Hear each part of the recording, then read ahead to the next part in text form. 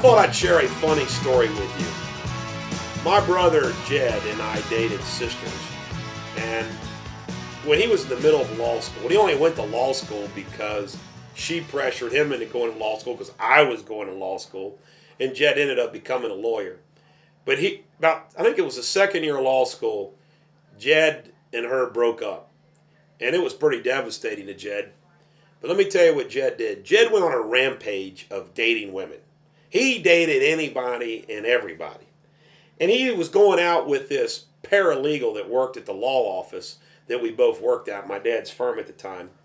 And we played in a softball league over in Cincinnati. It's where as a lawyer softball league at Lunken Airport. And it's where Jed and I first met Joe Deters.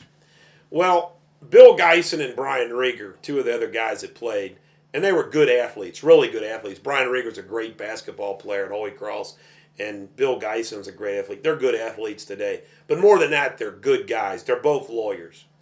So anyway, Jed left the softball game to go her name was Mary, I don't know what her last name was, to go find Mary. And we knew it was in Hyde Park, where she lived in an apartment or something like that.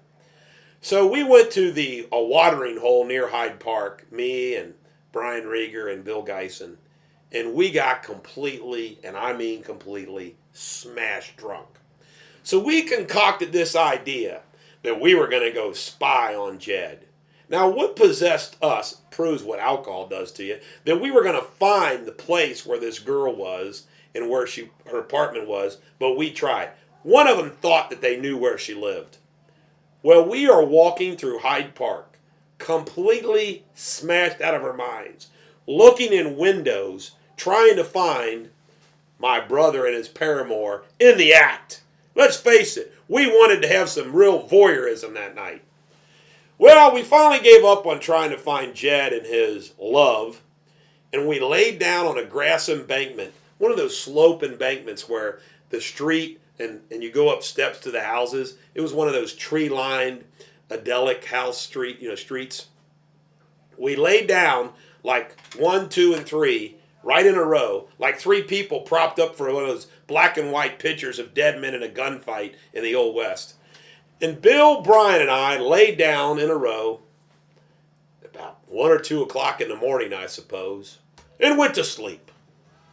We slept drunker than drunk in the front yard of somebody's house in the middle of Hyde Park and never was busted. We woke up at some point in time and we all went home. I'm assuming we were sober. This is the Bulldog. Remember, every dog has its day.